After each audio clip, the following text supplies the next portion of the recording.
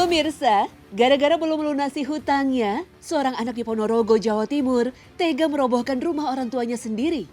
Perobohan rumah berukuran 70 meter persegi ini sempat menjadi tontonan warga hingga viral di media sosial. Peristiwa ini berawal saat sang anak menjual bangunan rumah seharga 70 juta rupiah kepada ibunya sendiri. Sementara sang ibu baru bisa membayar 40 juta rupiah. Lantaran tak sabar ibunya tidak segera melunasi hutangnya, sang anak akhirnya memutuskan merobohkan rumah ibunya sendiri.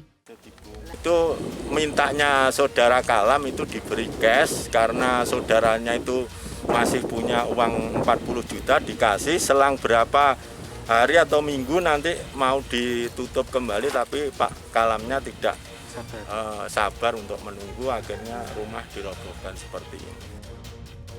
Meski pihak keluarga sudah berusaha membujuknya, namun tetap tidak membuahkan hasil. Banyak yang bujuk itu, sabar dulu, sampan punya anak. Kalau besok-besok anak mau nepati, itu nggak peduli. Perobohan rumah yang dilakukan seorang anak memang banyak yang menyayangkan. Sekalipun secara hukum agama, banyak ulama yang menghukumi piutang orang tua pada anak tetap dianggap seperti piutang pada orang lain selama orang tua mampu.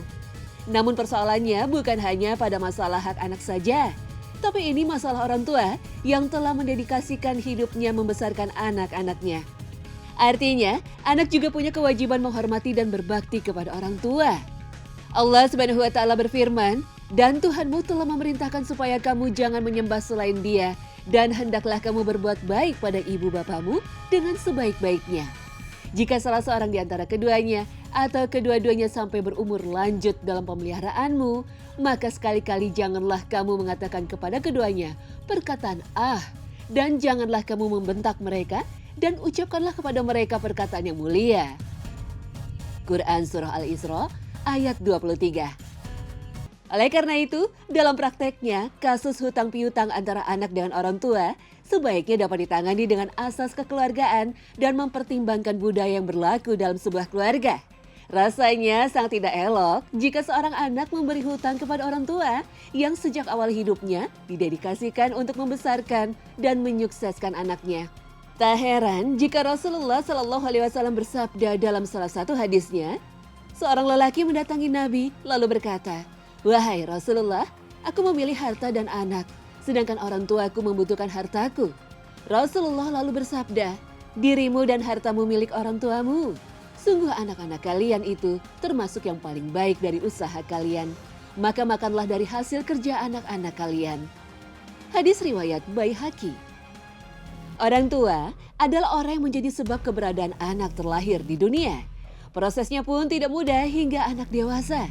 Oleh karena itu, Allah Subhanahu wa Ta'ala dan Rasul-Nya memerintahkan agar memposisikan orang tua pada tempat yang mulia. Bahkan kerelaan Allah diletakkan pada kerelaan orang tua. Oleh karena itu, mendurhakainya bukan masalah biasa. Rasulullah Shallallahu Alaihi Wasallam bersabda, ada dua pintu amalan yang disegerakan balasannya di dunia, kezaliman dan durhaka pada orang tua. Hadis riwayat Hakim. Hal ini dikarenakan terkabulnya doa orang tua, apalagi di saat orang tua terzalimi. Kemudian ia menengadahkan tangannya ke langit, mengadukan sakit hatinya kepada Allah. Maka doa orang tua ini akan bergerak dan berhembus menuju angkasa, menembus awan, mencapai langit, dan diamini oleh para malaikat. Kemudian Allah Ta'ala mengabulkannya. Rasulullah Shallallahu Alaihi Wasallam bersabda, 3 doa yang tidak tertolak, doa orang tua, doa orang yang berpuasa, dan doa orang yang terzalimi. Hadis riwayat Baihaqi. Rasulullah Shallallahu Alaihi Wasallam juga bersabda, takutlah terhadap doa orang yang terzalimi, karena ia akan terbang di atas awan. Kemudian Allah berkata, demi kemuliaan dan kebesaranku, aku pasti menolongmu meskipun setelah berlalunya waktu. Sahih Al-Jami' 117.